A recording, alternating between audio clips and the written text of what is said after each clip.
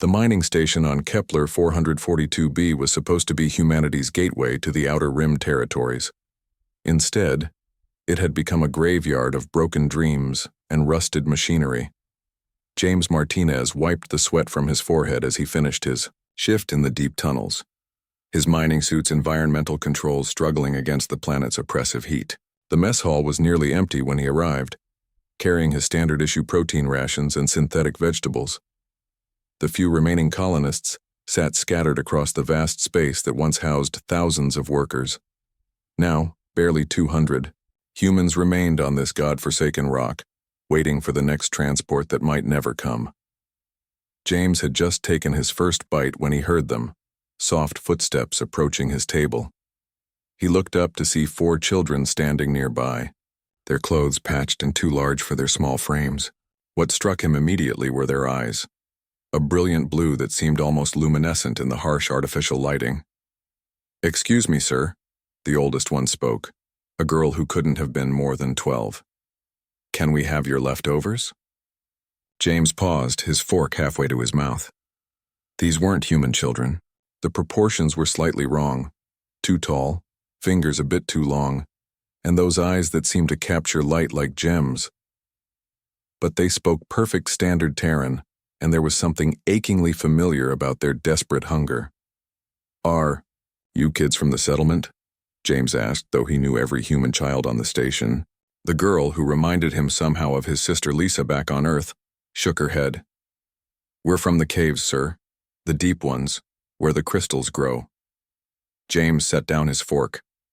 The crystal caves were supposed to be uninhabitable, filled with toxic gases and unstable geology. Yet here were these children, clearly indigenous to this world, speaking his language and asking politely for food scraps. "What are your names?" he asked gently. "I'm Zara," the girl replied. "These are my brothers, Kip, Noro, and little Jex." The youngest couldn't have been more than 6, his blue eyes wide with barely contained hope. James looked at his half-empty tray, then at the children. Something twisted in his chest. The same protective instinct that had driven humanity across the stars, the need to nurture and preserve life wherever it was found. This was why humans were different from the cold, calculating species they'd encountered among the stars. Where others saw competition or threats, humans saw children who needed help.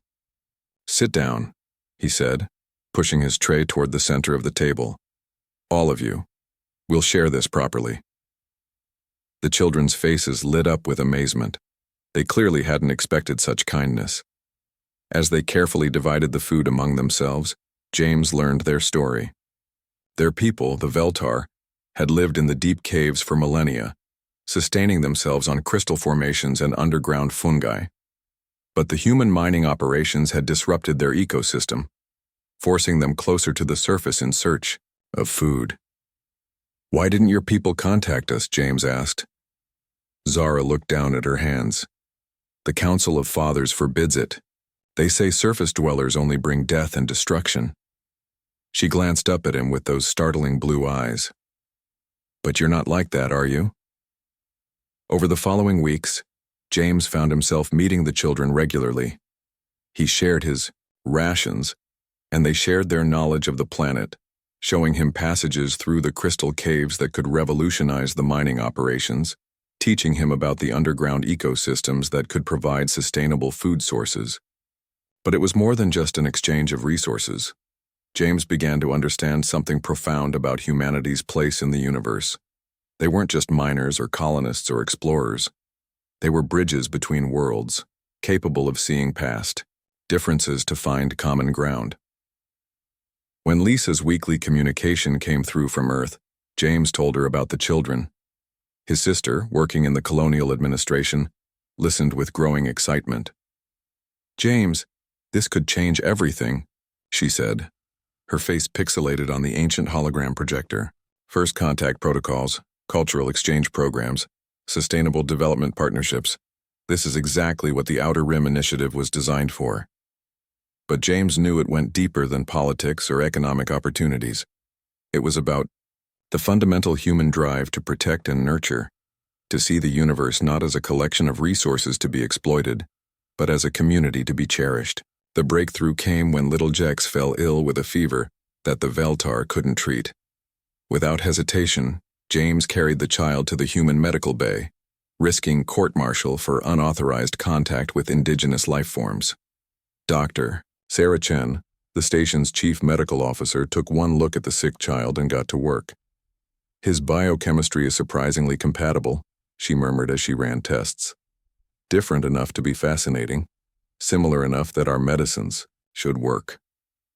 As Jex recovered, word spread through both communities.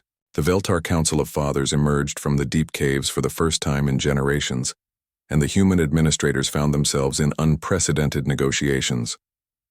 James stood in the observation deck, watching as blue-eyed children played alongside human kids in the station's recreation area. What had started with a simple question, "Can we have your leftovers?" had become something extraordinary. "You know what this means, don't you?" Lisa said during their next call. She'd taken leave from her position on Earth to come to Kepler 442b as part of the first official cultural exchange team. James nodded, watching Zara teach a group of human children how to navigate by crystal formations. "It means we're not alone, and more importantly, we don't have to be." This was humanity's true strength, he realized, not their technology or their weapons or their relentless expansion across the galaxy. It was their capacity to look at four hungry children with blue eyes and see not aliens or threats or resources to be managed, but simply kids who needed help.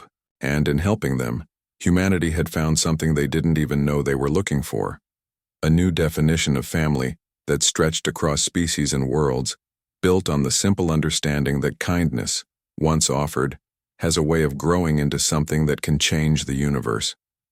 In the deep caves of Kepler 442b, crystal formations now grew in patterns that the Veltar had never seen before, geometric shapes that seemed to bridge the gap between their organic architecture and human engineering. The children called them friendship crystals, and James thought that was probably the most accurate scientific classification he'd ever heard.